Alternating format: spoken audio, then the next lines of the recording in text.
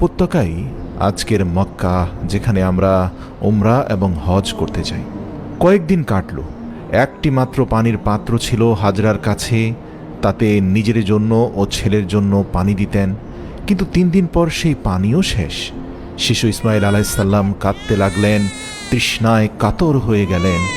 হাজরা আলাইসাল্লাম তাকে মাটিতে শুইয়ে দিলেন, নিজে ছুটে গেলেন পাশে থাকা একটি পাহাড়ে, যে পাহাড়ের নাম আমরা সাফা পাহাড় বলে জানি। সেই পাহাড়ের উপরে উঠে তিনি চারপাশে পানির খোঁজ করলেন, কিছুই দেখা গেল না। তখন দৌড়ে গেলেন অন্য পাহাড়ে, যার নাম মারওয়াহ, যেখানে আমরা আজ ছুটে যাই হজের জন্য। এভাবে 7 বার সাফা এবং মারওয়া পাহাড়ের মাঝে পানির আশায় দৌড়তে লাগলেন। কোনো ছায়া নেই, কোনো আশ্রয় নেই, শুধু একজন মায়ের কান্না আর দোয়া। অবশেষে তিনি ক্লান্ত হয়ে পড়লেন, চোখে জল, পায়ে ব্যথা, হৃদয়ে বোঝা। তিনি পাহাড়ের পাশে বসে পড়লেন, চোখ বন্ধ করলেন, হৃদয় থেকে বললেন, হে আল্লাহ, আমি আমার চোখের সামনে আমার প্রাণপ্রিয় সন্তানকে মরতে দেখতে পারি না। ঠিক তখনই কুড়িঘরের পাশে এক অলৌকিক ঘটনা ঘটে। একটি আওয়াজ শোনা যায়, মাটি ফুঁড়ে কলকল ধারায় পানি বের হচ্ছে। সুবহানাল্লাহ! হাজরা আলাইসাল্লাম দৌড়ে যান সেখানে। দেখেন শিশু ইসমাইল আলাইসাল্লামের পায়ের গোড়ালির আঘাতে মরুভূমি ফেটে নিচ থেকে বিশুদ্ধ ঠান্ডা পানি বের হচ্ছে। আল্লাহু আকবার!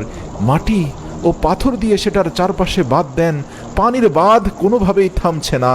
এর জন্য তিনি আরবিতে বলেন জাম জাম, মানে হচ্ছে থামো থামো। আর আজ আমরা সেই কূপটিকে জমজম কূপ বলে জানি। সেই কূপের পানি খেয়েই সকল হাজিরা তৃষ্ণা মেটায়। এই সেই কূপ। সুবহানাল্লাহ!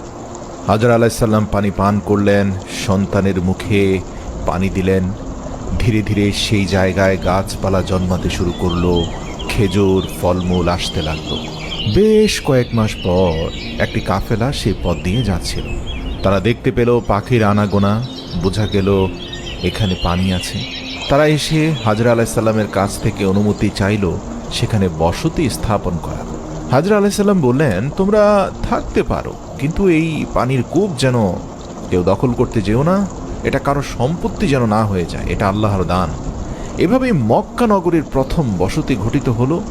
আর হাজরা এবং ইসমাইল আলাইসাল্লামই হলেন সেই জমজম কূপের প্রাথমিক মালিক।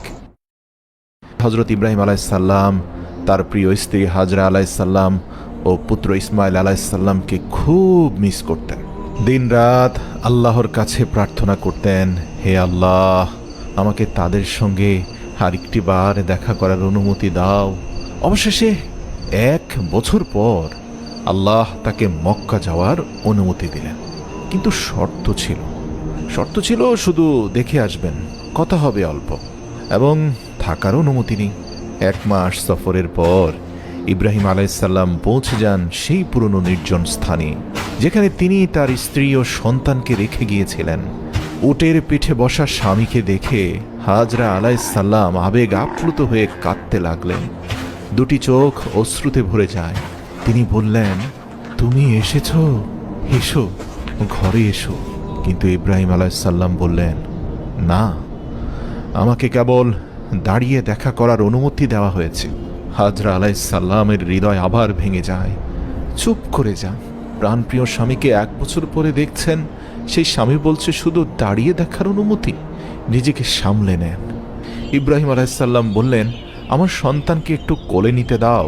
হাজরা আলাইসাল্লাম শিশুটিকে পিতা ইব্রাহিম আলাইসাল্লামের কোলে তুলে দেন। ইব্রাহিম আলাইসাল্লাম তাকে বুকের সঙ্গে জড়িয়ে ধরেন। চোখ ভরে অশ্রুধারা বইতে থাকে।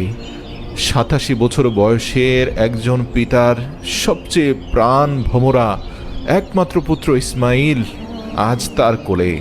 তার সন্তানের মুখ দেখছেন। মাত্র মিনিট কয়েকের জন্য অনুমতি আছে।